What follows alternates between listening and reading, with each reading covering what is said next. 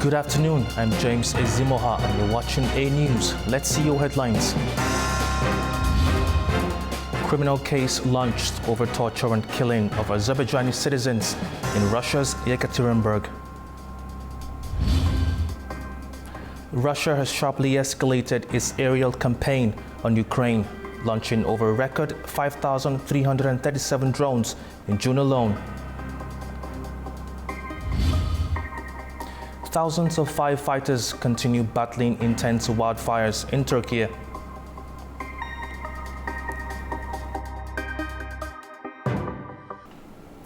A criminal case has been launched over the torture and killing of Azerbaijani citizens in Russia's Yatarinburgg.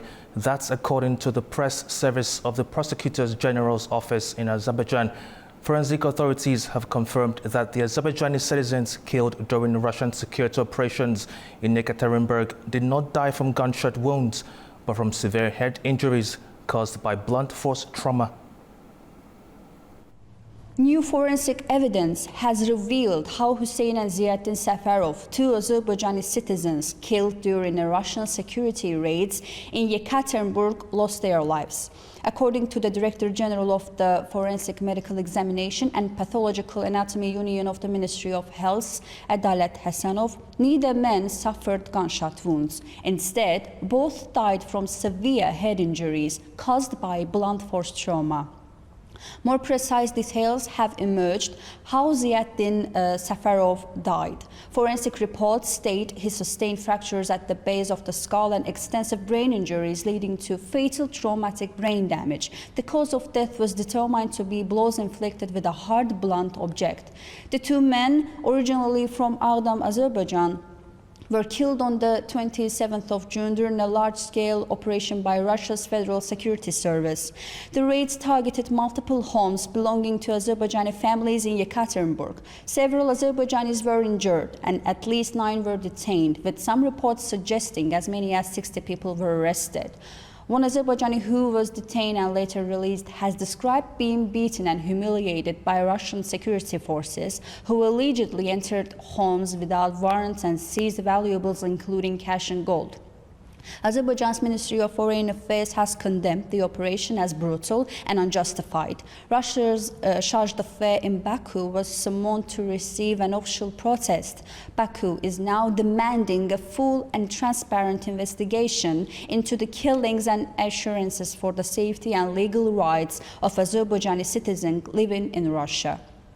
While Russian officials claim the raids were tied to investigations into Syria's past crimes allegedly involving Russian citizens of Azerbaijani origin, they have yet explained the deadly force used during the operation.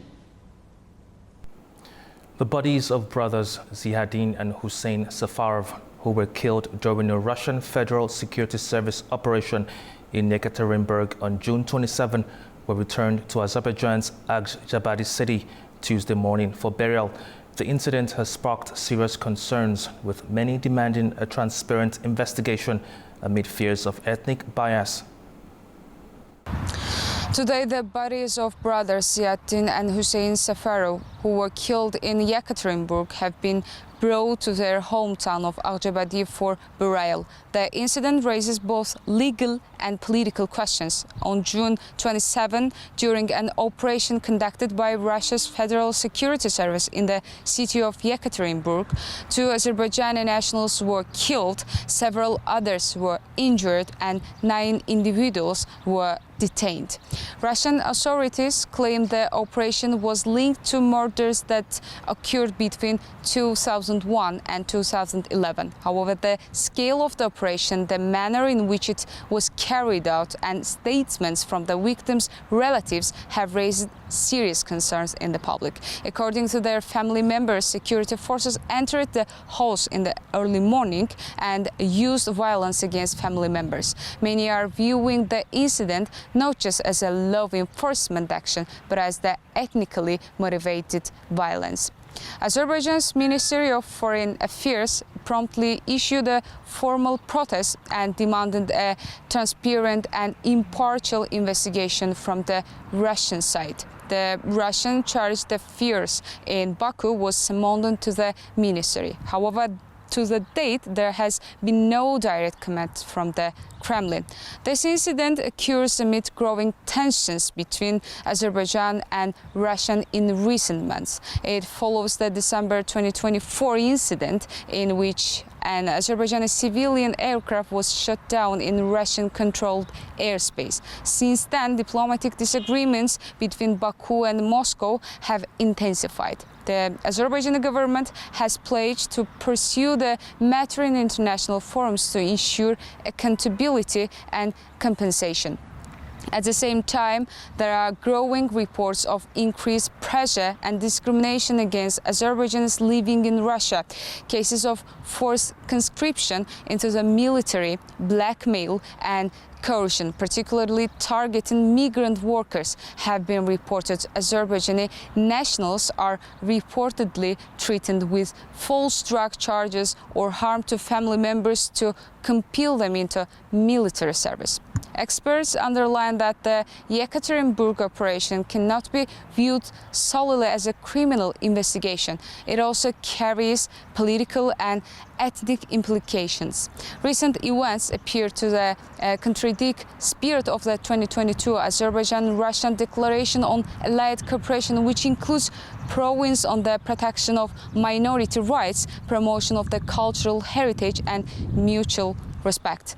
Baku expects full, transparent and legally grounded investigation, identification of those responsible and preventive measures to avoid similar incidents in the future. The repatriation of the Safarov brothers' bodies marks on the beginning of the legal and political process. How the situation evolves and whether it will further affect Azerbaijan and Russian relations remains a key question in the coming days. Earlier, we reported that Azerbaijan is demanding accountability after 2 of its citizens were killed and several others injured in what it calls a violent and unjustified raid by Russian security forces in Yekaterinburg. The raid provoked outrage in Baku over the treatment of Azerbaijani nationals. Azerbaijan has strongly condemned what it calls a brutal and unjustified operation by Russian security forces in the city of Yekaterinburg. During the raid on Friday, 2 Azerbaijani nationals were killed, several others injured, and at least 9 were detained. The deadly operation, led by the Russian Federal Security Service, targeted over 10 homes belonging to Azerbaijani families, raising serious concerns about ethnic profiling and the use of excessive force. The victims, Ziadin and Hussein Safarov, were from a well-known Azerbaijani family, originally from Agdam. Their brother, Shakir, confirmed their deaths and is arranging to repatriate their bodies. Several other family members and compatriots remain in custody, with reports suggesting over 60 Azerbaijanis may have been detained. One of those detained and later released described being beaten and humiliated by security forces who allegedly entered without warrants and confiscated valuables, including money and gold. He also claimed that both he and his father were assaulted during the raid. Azerbaijan's Ministry of Foreign Affairs summoned Russia's chargé d'affaires in Baku and issued a strong protest, demanding an immediate and transparent investigation. Officials accused Russian law enforcement of acting with disregard for legal standards and called the killings unacceptable.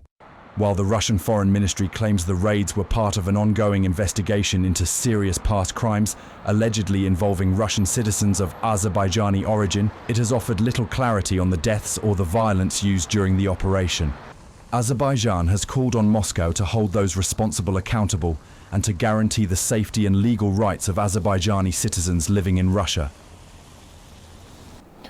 One of the Azerbaijanis detained in Yekaterinburg on Friday and later released has shared details of alleged abuse at the hands of Russia's federal service agencies.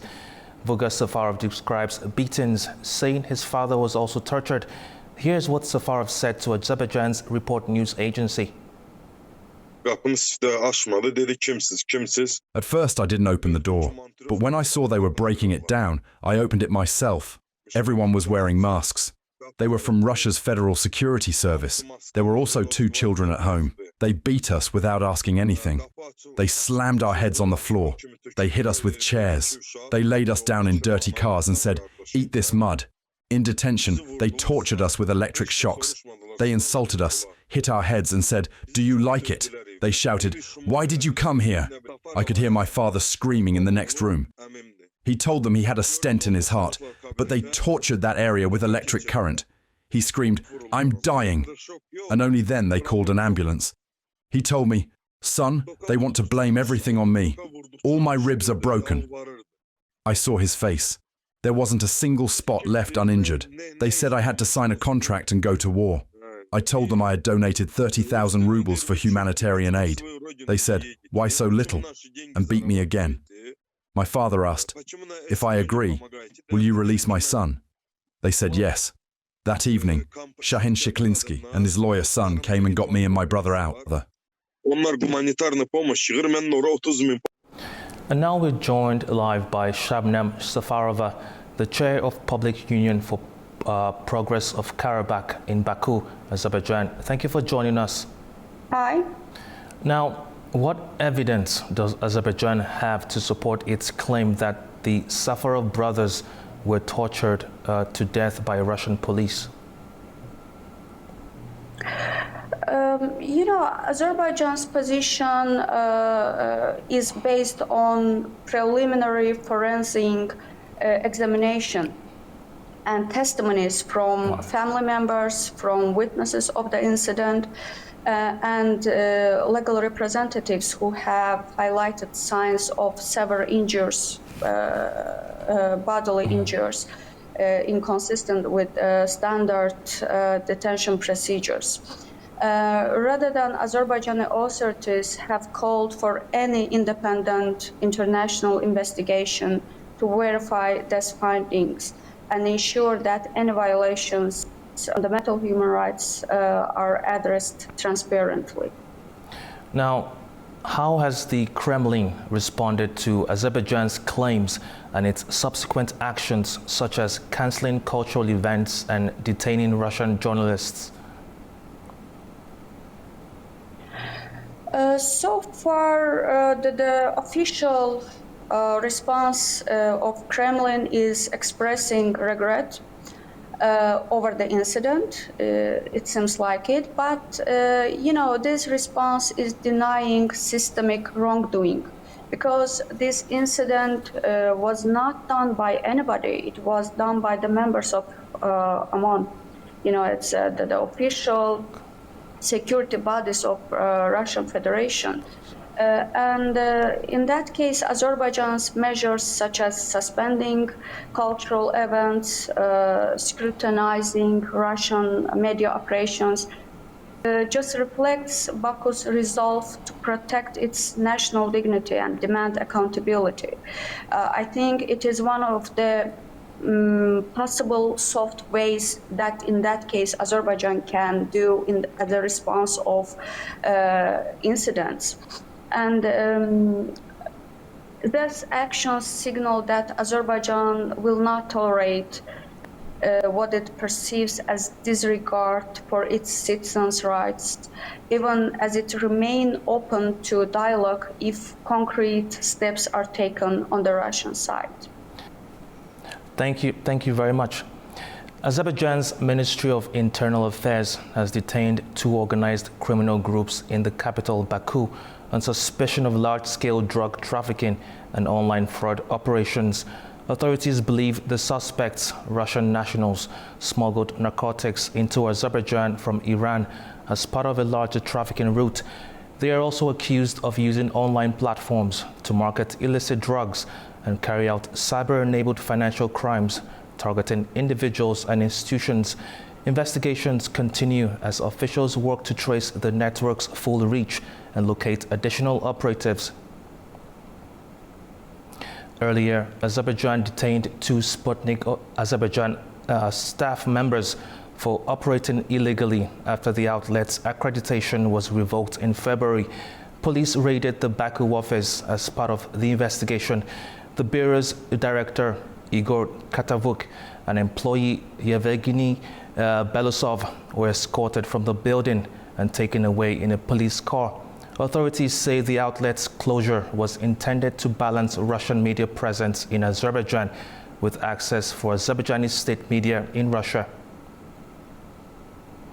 An audio recording has surfaced on social media, which is claiming to capture an order to shoot down the Azal aircraft J28243 in December 2024.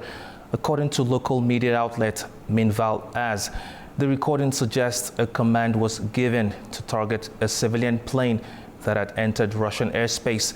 In the audio, an unknown speaker is heard saying, quote, "Fire, missed, fire again, once more, launch confirmed," end of quote. However, the identity of the speaker and the authenticity of the audio remains unknown. The incident in question dates back to December last year when an Azal plane passenger jet carrying numerous passengers reportedly came under impact of an unknown object and crashed, leaving casualties and injuries. So far, there's been no official statement from authorities regarding the newly circulated audio clip. Meanwhile, a letter has also surfaced allegedly containing the written explanation of an air defense captain asserting that fire was opened on the aircraft following an order from Russia's Ministry of Defense. The letter is accompanied by video and audio recordings and details highlighting the inadequate condition of the equipment involved. Relations between Azerbaijan and Russia began to deteriorate after the tragic incident involving the Azal flight in Kazakhstan last year, December. Azerbaijani officials had determined that the plane was hit mid-flight by a Russian missile, while Kremlin media blamed technical issues, citing an alleged transcript. However, experts viewed this as part of a familiar pattern of denial in past aviation tragedies.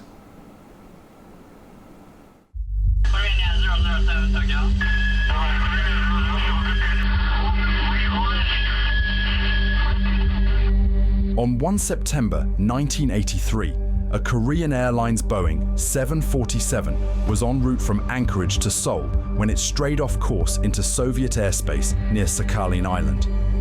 The USSR's response: a Soviet Su-15 fighter jet piloted by Major Gennady Osipovich was dispatched to intercept the aircraft.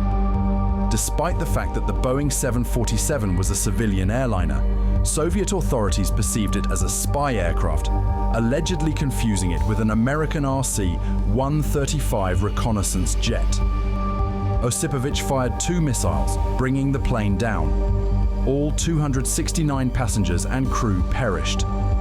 For days, Moscow refused to acknowledge responsibility, with Soviet Defense Minister Dmitry Ustinov pushing for complete denial in Politburo meetings. When the truth became undeniable, General Nikolai Ogarkov took the stage, claiming the aircraft was on a deliberate spy mission coordinated by Washington and Tokyo. It wasn't until 1990, amid perestroika, that Mikhail Gorbachev formally admitted Soviet responsibility. By then, the damage to the USSR's international reputation had already been done.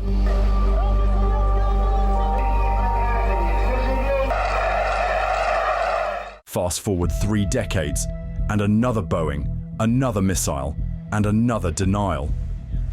On 17th July 2014, Malaysia Airlines flight MH17, a Boeing 777, was flying from Amsterdam to Kuala Lumpur when it was shot down over eastern Ukraine. The aircraft was at 33,000 feet, cruising over Donetsk, an area controlled by Russian-backed separatists, when it suddenly disappeared from radar. The wreckage was scattered over a 50 square kilometer area. All 298 people on board, including 193 Dutch nationals, 43 Malaysians, and 27 Australians, were killed instantly. International investigators quickly determined that the aircraft had been struck by a Buk surface-to-air missile, a system used by Russia's 53rd Anti-Aircraft Missile Brigade based in Kursk. Russia's reaction followed a familiar pattern: initial denial.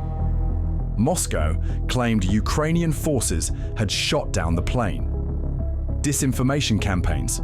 Russian state media pushed dozens of alternative theories, including claims that a Ukrainian fighter jet had attacked MH17.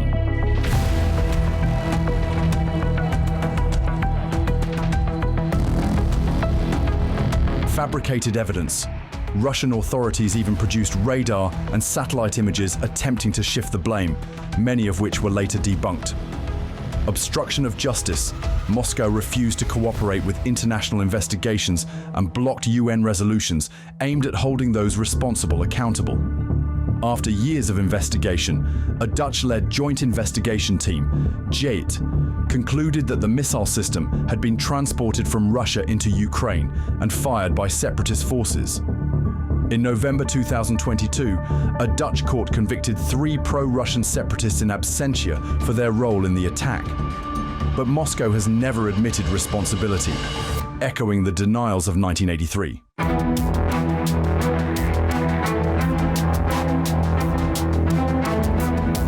Now, in 2024, another passenger aircraft tragedy unfolds, and the playbook remains unchanged. The Azerbaijan Airlines flight 8243 crash near Aktau bore clear similarities to the previous incidents. Preliminary findings indicated that the plane was struck by a Russian surface-to-air missile, SAM, over Chechnya before it lost control. High-resolution images from the crash site further supported the external explosion theory. Aviation experts noted that the nature of the debris pattern and impact sites were consistent with a mid-air detonation caused by an external strike, ruling out engine failure or onboard detonation. Then came Putin's apology to Azerbaijan's President Ilham Aliyev, an implicit admission of responsibility, though not a public acknowledgement. Yet now, days later, a new Russian narrative emerges, a transcript leak implying a technical malfunction rather than an external attack, a media campaign to shift public perception. Going on with initial alternative theories, including claims that a bird strike caused an engine failure or that a fuel tank explosion led to the crash, despite evidence pointing to an external impact. No official confirmation, just strategic ambiguity, the same approach used for MH17 and KAL 007. Azerbaijan's government remains unmoved by these shifting Russian explanations. President Ilham Aliyev has made it clear. Bugün biz tam açık-aydın diyebiliriz ki Rusya tarafından terör vuruldu. We can clearly say today that the plane was shot down by Russia. This is a fact, and no one can deny this fact. Again, we are not saying that this was done intentionally, but it was done. We have clearly expressed our demands to the Russian side. These demands were officially communicated to them on the 27th of December. What do these demands consist of? First of all, the Russian side must apologize to Azerbaijan. Secondly, it must acknowledge its guilt. Thirdly, those responsible must be punished, brought to criminal responsibility, and compensation must be paid to the Azerbaijani state, to the injured passengers and crew members. Ve Azerbaycan devletine ve zarar çeken sərnişin ve ekipaj üzvlerine tazminat ödemelidir. Will Russia acknowledge responsibility this time?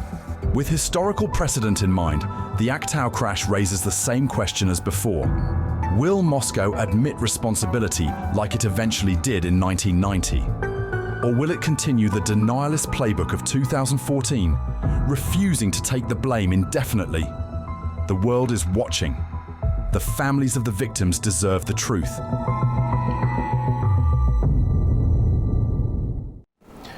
The violence in Yatarinburgg has prompted an extraordinary amount of unity amongst Azerbaijani state institutions and civil society organizations. Rarely, if ever, in recent years have Azerbaijani-Russian relations been disrupted in such a demonstrative fashion. We're joined live from Ankara, Turkey by Maxim Guan, international expert, to discuss this. Thank you for joining us. My pleasure. Now, what is the likelihood of this crisis spiraling beyond control? We will see, but it's obvious that there is a cumulative effect across the year. First, the Russian weapons which arrive mysteriously to the separatists of Hankendi as late as 2023. Then the criminal of Azerbaijani plane last December, as you rightfully mentioned. And now there's incredible violence by police against peaceful Azerbaijani citizens, including two, if I'm not wrong, who have been murdered. So this is not something Azerbaijan is going to accept, to tolerate, or they will not react too softly. They will react appropriately, as we can see. And we will see what Mr. Putin will decide. It's up to him in this regard. So he did not decide to shoot down an Azerbaijani plane in December, of course, but he decided to give impunity to those who committed this criminal error and those who ordered the plane to go to Kazakhstan with the hope that this plane will disappear in the Caspian Sea instead of punishing such people. The same thing for this police violence. Of course, he is not behind every Russian policeman, but no, it's up to him to decide what he will do with these people who believe everything is permitted, including murdering, including beating, including torturing. So we will see. Yeah. Now, how likely is it that this crisis will have lasting consequences for the trajectory of bilateral ties between Baku and Moscow? Can you repeat, please? I said, how likely is it that this crisis will have lasting consequences for the trajectory of bilateral ties between Baku and Moscow? I just missed one word. I mean, it's very likely because, as I said, it's not in itself. It's very serious, and it happens after several other very serious events. So the trust is eroded step by step. If the responsible of the criminal shooting of your plane in last December had been punished, maybe we could say this new crisis could be solved in a short time. But given the fact that no such punishment ever happened in more than 6 months, we can expect this crisis to have important effects. But one more time, it's up to Mr. Putin, it's up to the Russian government to decide if they want to continue to damage their relations with Azerbaijan or if they want to do something else. Thank you very much. One more time, Azerbaijan is not going to tolerate this kind of extremely brutal behavior, to say the very least. Thank you very much for your time and insight. Yes.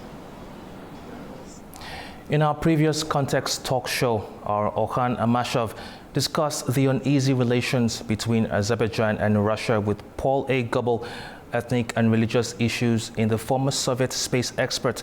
Paul shared his insights and his views on the recent raid carried out by Russia's Federal Security Service in the city of Yatarinburgg on Azerbaijani nationals. But this seems to have been a particularly violent display of power, likely intended to intimidate ethnic Azerbaijanis in the Russian Federation, to force them to keep quiet lest they too fall victim.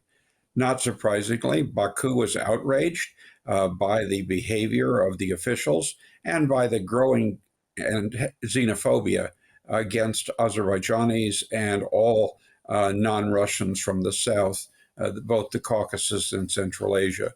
Azerbaijani-Russian relations have been becoming tense not only because of this incident and the shooting down of the Azerbaijani airliner, but also because there have been regular attacks by ordinary Russians or Russians in nationalist organizations on ethnic Azerbaijanis who are living and working in the Russian Federation.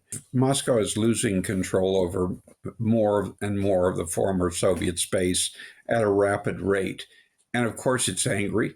Of course, it isn't going to ever admit that it's responsible for that its own thuggish behavior toward ethnic minorities from abroad and at home, and its brutal war in Ukraine has driven non-Russians away from it. Moscow has been reluctant, increasingly reluctant, to accept the new reality that has emerged over the last 3 decades. The 11 former Soviet republics have moved further and further away from Moscow, precisely because of Moscow's behavior. The problem that those grappling with how to improve relations between Moscow and the governments of Azerbaijan and the others is that it requires that Moscow change its approach, change its policy, fully recognize the independence of these countries and act to them as another foreign country. Moscow is not able to do that, and under Putin, it is less able to do it today than it was 5 years ago. We're counting down the days to the 17th Summit of Economic Cooperation Organization, also known as ECO, which will be held in Azerbaijan. But before the main event, ECO Week has already kicked off with a series of thematic events. Narchicek Jahangiri has more. We are here at Agdam City Hall, where delegates from 10 Economic Cooperation Organization member countries have gathered to discuss the future of the region's youth. A regional organization with global relevance, that's the vision behind the ECO. And right now, that vision is taking center stage in Azerbaijan, host of the 70th ECO Summit. With 10 member states spanning from Türkiye to Pakistan, Iran to Kazakhstan, this group sits at the crossroads of East and West, North and South, the very heart of the ancient Silk Road. ECO represents a population of over 460 million people. Its shared ambition is to strengthen economic ties, unlock connectivity and face shared challenges together. Founded in 1964 and relaunched in 1985, ECO has since grown into a platform with collaboration in trade, energy, transport, environment and more. But while the potential is enormous, much of it still remains unrealized. Interregional trade, for example, sits at around $76 billion, and raising it to $100 billion is now a key goal. This week, ECO is doing more than just talking, actually called ECO Week. In upcoming couple of days, a series of thematic events are being held across multiple cities. These include youth and women's forums and a regional business summit. Today's agenda is the ECO's Youth Forum. The event gathers nearly 80 delegates from member states and local institutions, including students of the newly established Karabakh University. The forum aims to empower young leaders to shape the region's future through innovative ideas, policy input and digital solutions. Azerbaijan's Youth and Sports Minister Farid Gayibov and ECO Secretary General Asad Majid Khan opened the forum with optimistic remarks, expressing confidence in a bright future for the region's youth. By the end of the event, participants are expected to present a set of recommendations for ECO's 2026-2035 strategic vision. And it all builds toward the main event, the 70th ECO Summit held on July the 3rd and the 4th. Bringing together presidents, prime ministers, ministers and more officials, it's here that strategic decisions are expected to be made. As ECO Secretary General also mentioned, President of Iran, Masoud Pezeshkian, is also expected to attend the summit. I am Narchicek Jahangiri, here with Nejat Kasimov, reporting from Agdam. Now, back to you. Wildfires in Turkey's Hatay and Izmir regions are threatening hundreds of homes, with thousands of residents evacuated. Officials say firefighting efforts and damage assessments are ongoing in the affected areas. On Monday evening, wildfires broke out near homes in Türkiye's Hatay region. Türkiye's disaster management agency, AFAD, announced that more than 50,000 people have been evacuated from 5 regions, including over 42,000 from Izmir. Biz tahliyeleri yaptık. Şu an itibariyle We have carried out the evacuations. We have evacuated 20 houses so far, and we are housing these citizens at residence halls. Other than that, we are also meeting their needs. ihtiyaçlarını da bu vesileyle karşılıyoruz. In Izmir, strong winds made the fires worse for the second day. Several villages and neighborhoods were evacuated. 21 people hurt by the fires were treated and released from hospitals. Some homes were badly damaged by the fires.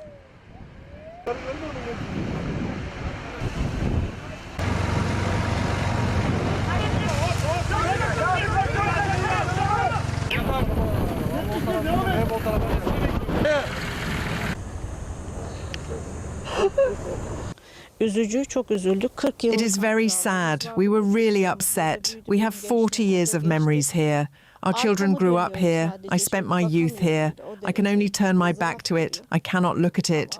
That is how much it pains me. Let this be a lesson to people. Please question it, especially those who have a house, live in fire zones.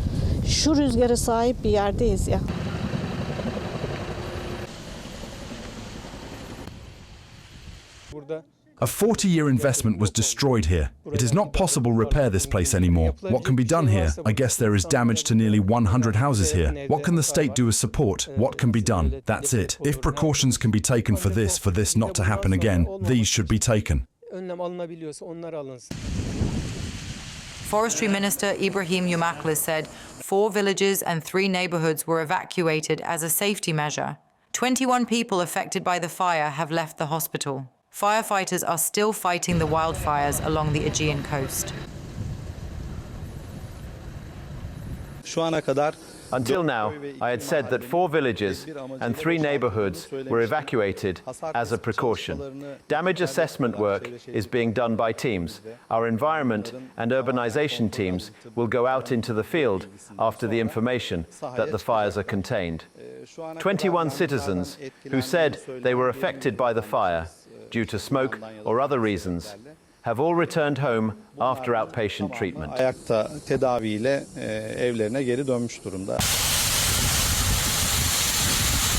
In Izmir, firefighting efforts involve 4 planes, 14 helicopters, and 106 fire trucks. Strong winds prevent air units from combating wildfires. Because of the fires, 4 villages and 2 neighborhoods were evacuated. Flights at Izmir airport were paused due to smoke and fog. Experts say hotter, drier summers from climate change are causing more wildfires. Winds up to 100 kilometers per hour made firefighting harder on June 29th. Over 1,000 firefighters with planes and helicopters are working to control the fires. 3 people were treated for smoke inhalation and released the same day. Locals have also been helping fight the fires near homes. Russian forces continue attacks across Ukraine, striking both frontline towns and key infrastructure. Russian forces struck towns with ballistic missiles, causing casualties and damage to homes and public buildings. Russian forces shelled residential areas, injuring 3 people during an hour-long tube artillery attack. Meanwhile, Russian drones targeted the White Angel evacuation crew, injuring a policeman and causing a civilian to die from blood loss. Russia has sharply escalated its aerial campaign on Ukraine, launching a record 5,337 drones in June alone, the highest monthly total since the start of the full-scale invasion, according to Ukraine's Air Force.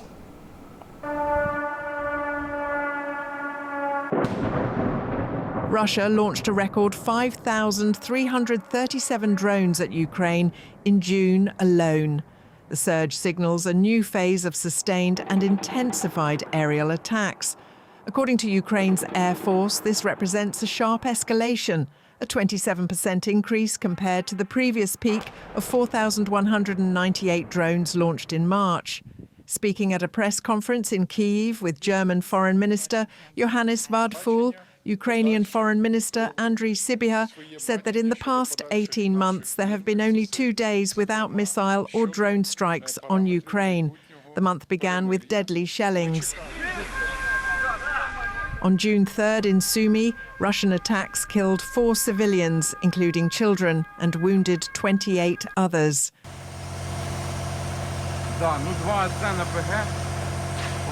On June 17th, Kyiv suffered its deadliest strike since the war began. Over 440 drones and 32 missiles targeted the capital during a 9-hour assault, killing at least 28 people and injuring more than 100. The city mourned deeply as families grieved for loved ones lost and communities faced widespread destruction. A few days later, on June 23rd, another wave struck Kyiv and Chernihiv with 352 drones and 16 missiles. This attack killed at least 7 civilians, injured 31, and hit residential areas, hospitals and sports complexes. On June 24th, southeastern Ukraine was hit hard. Airstrikes on the Dnipropetrovsk region killed 17 people and wounded over 200, including 18 children, damaging schools, hospitals and a passenger train. In Sumy, a separate drone attack killed a toddler and 2 adults. On June 29th, Russia launched its largest single-day aerial attack so far, sending 477 drones and 60 missiles across multiple regions, including Lviv, Poltava and Cherkasy. The bombardment caused widespread damage and left several injured. A Ukrainian F-16 pilot died defending the skies during the assault. These were the attacks with the highest impact, but Ukraine has faced drone and missile strikes almost every day throughout June. Despite Ukraine's air defences intercepting hundreds of drones and missiles, many still broke through, damaging homes, metro stations and schools. The situation in Gaza remains tense as Israeli airstrikes killed at least 74 people on Monday, according to local officials. Authorities added that more than 34 people, including women, children and journalists, died at a cafe by the sea. Meantime, the White House confirmed that President Donald Trump is in contact with Israeli Prime Minister Benjamin Netanyahu and is working to end the conflict. The Israeli army has ordered people in the north to evacuate from the area as soldiers prepare to fight Hamas in Gaza City. Qatar and Egypt are mediating talks, but no date has been set for a new ceasefire.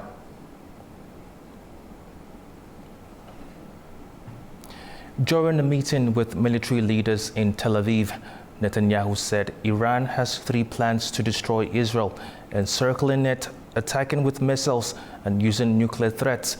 He added that while U.S. support is helpful, it's not required. He also called Israel's recent military actions a historic success and said they've already helped the economy. Just a reminder, on the 13th of June, Israel attacked Iran's nuclear sites, killing commanders and civilians. Iran responded with missile strikes. The U.S. joined on the 22nd of June, and a ceasefire was declared a couple of days later on the 24th. G7 foreign ministers released a statement supporting the Israel-Iran ceasefire, urging renewed nuclear talks. The group of 7 foreign ministers publicly released a statement backing the ceasefire between Israel and Iran and calling for the immediate resumption of talks to reach a comprehensive, verifiable and durable agreement on Iran's nuclear program. The ceasefire, brokered and announced by US President Donald Trump last week, paused a conflict that erupted on the 13th of June when Israeli forces launched strikes inside Iran. That attack triggered retaliation, including Iranian missile strikes on a US military base in Qatar and US airstrikes on Iranian nuclear sites. According to the G7's joint statement, all parties must avoid actions that could further destabilize the region.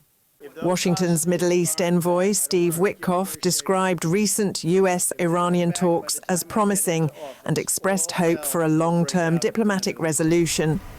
Iran maintains that its nuclear program is peaceful, while Israel and its allies insist on preventing Tehran from developing nuclear weapons. Meanwhile, tensions escalated further when a hardline Iranian newspaper demanded that Rafael Grossi, the head of the UN nuclear watchdog, be tried and executed as an Israeli agent.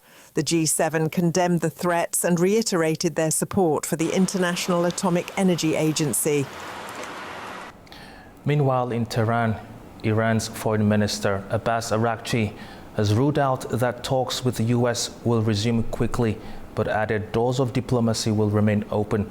Our Turaj Shiralilu has more. Iran's foreign minister said there is no fast return to diplomacy, rejecting U.S. President Donald Trump's suggestion on resumption of talks as soon as this week.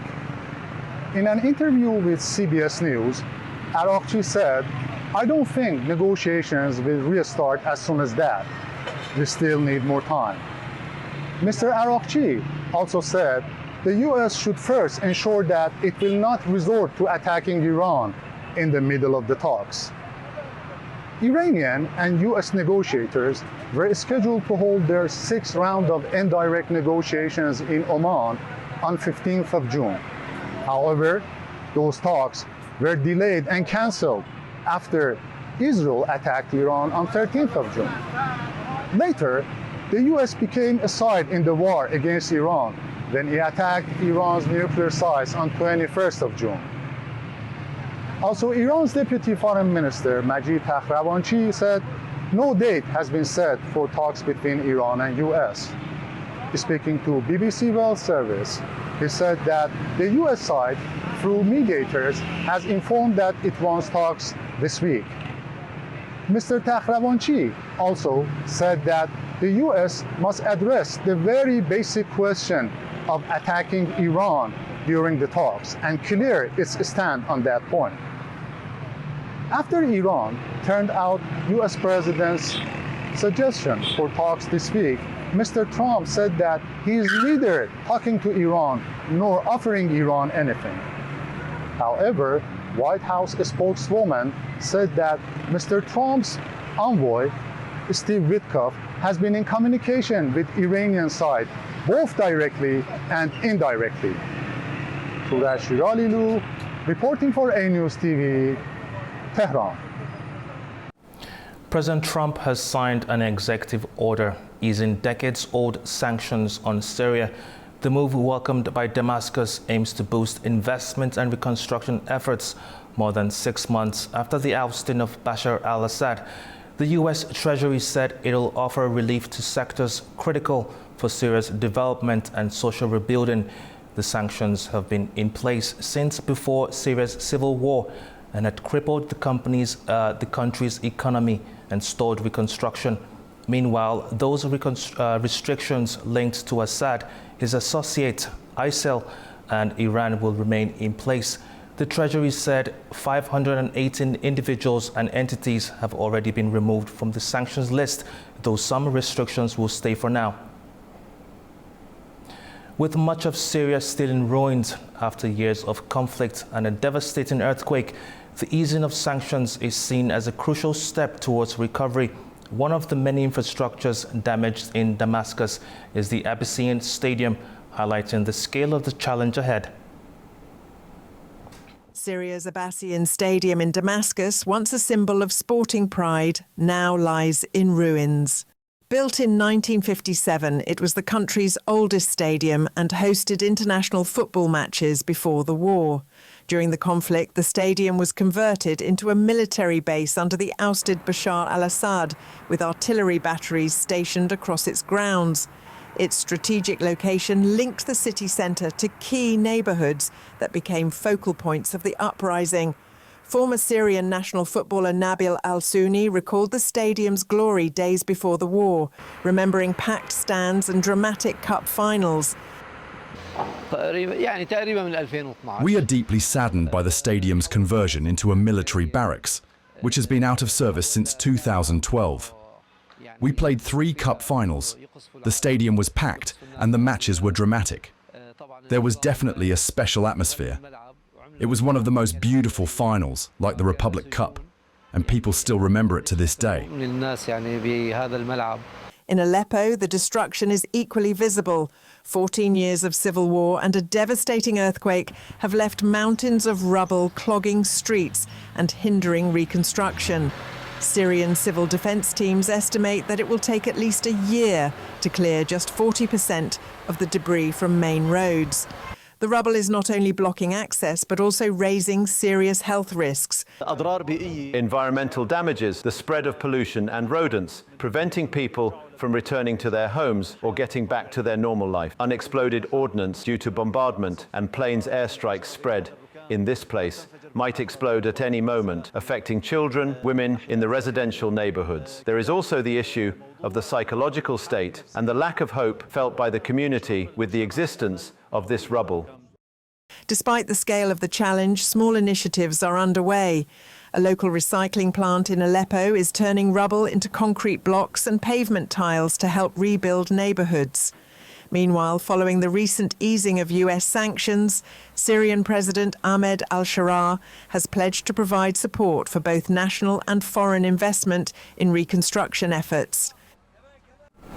Pakistan and China are discussing creating a new regional bloc to replace the South Asia Association for Regional Cooperation, or SAC. The goal is to boost trade and cooperation in South Asia. Bangladesh and other countries may also join the group.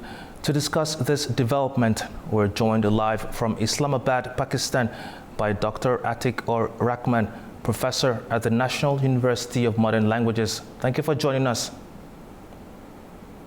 Thank you so much for inviting me on this important topic. And I must say it's an appreciable step. The three countries are going to develop a new alliance to look after the regional issues of peace, development, and stability.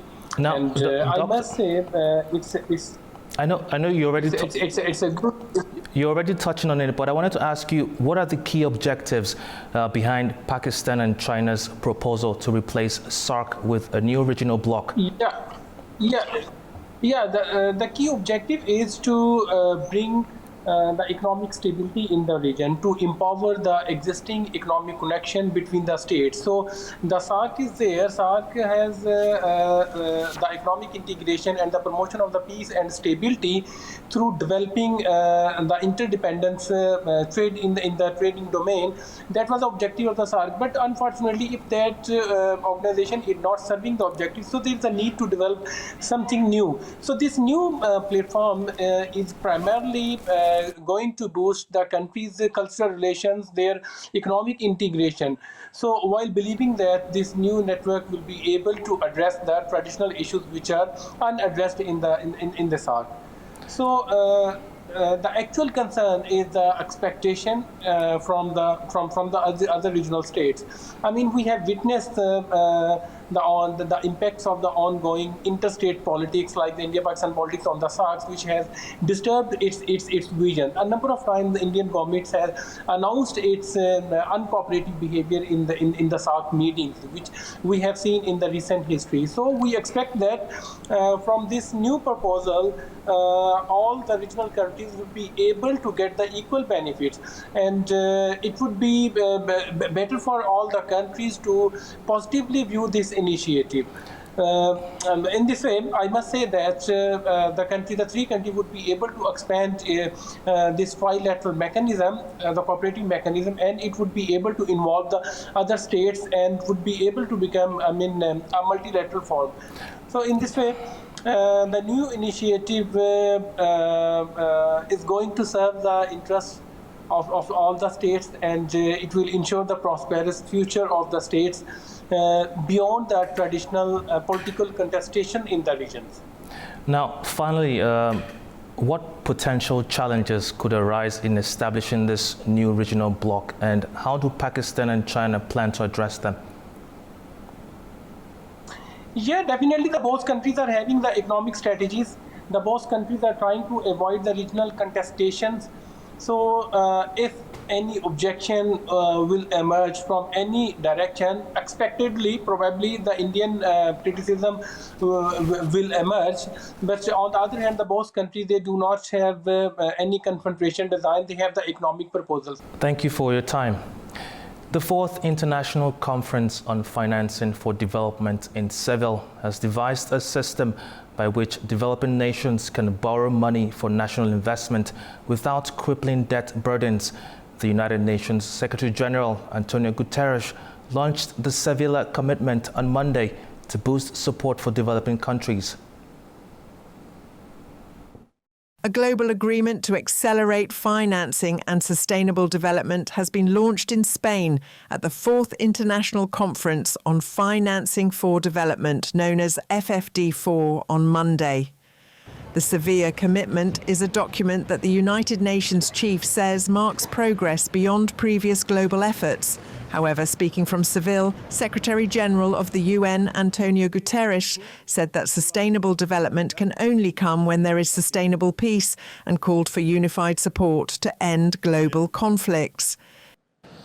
At a time of profound global turmoil, we must keep working for peace in the Middle East, for an immediate ceasefire in Gaza, the immediate release of all hostages, and unimpeded humanitarian access as a first step to achieve the two-state solution. He said the Severe Platform of Action will include dozens of new initiatives, including a dedicated forum for countries to coordinate debt strategies. With the adoption of the Seville Commitment document, countries are proving their dedication to getting the engine of development reviving again.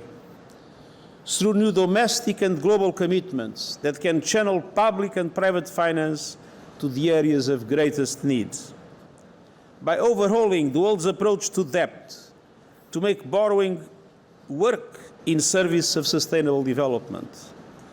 The Secretary-General also noted that 11 actionable proposals are ready to tackle the deepening debt crisis, with backing from major economies, including G20 members. In closing, Guterres urged powerful nations to lead the transformation now rather than resist it later when global power dynamics inevitably shift. Europe is baking under an intense heat wave, with record-breaking temperatures gripping several countries. From Spain to the UK, millions are feeling the impact as health warnings remain in place and authorities scramble to help vulnerable groups. A prolonged heat wave tightened its grip on Europe on Monday, driving temperatures to record-breaking levels and prompting health warnings across several countries. Spain recorded a national June temperature record on Sunday, with El Granado, near the Portuguese border, reaching 46 degrees Celsius. Portugal placed 7 districts under a red heat warning, with Lisbon facing persistently extremely high temperatures. In Germany, southern and western regions were under heat alerts, with the German Weather Service predicting highs of up to 39 degrees Celsius later in the week. At the Berlin Zoo, keepers showered elephants and handed out ice treats to animals to help them cope with the heat. In Belgium, staff at a retirement home north of Brussels set up a paddling pool for elderly residents to cool their feet. Outdoor activities were cancelled as temperatures climbed, and staff noted many residents were becoming lethargic or unwell from the heat. Britain experienced the peak of a 4-day heat wave, with temperatures hitting 33 degrees Celsius at London's Heathrow Airport on Monday. People sought relief in parks and by the sea, with Brighton Beach drawing sunbathers and swimmers over the weekend. Meteorologists attributed the heat wave to a heat dome, a high-pressure system trapping hot air over the region. It's not just affecting one area, it's quite a wide area of Europe struggling with these very high temperatures at the moment, which according to Climate Central, if you take a look at the previous temperatures over like decades, we can see that these temperatures are 3 to 5 times more likely than they would have been without the impact of human-induced climate change. So we're seeing these higher temperatures as a direct consequence of climate change. Relief is expected for some areas by midweek as rain and cooler weather moves in. That's all we have for now. Thank you for watching. Stay tuned to A News.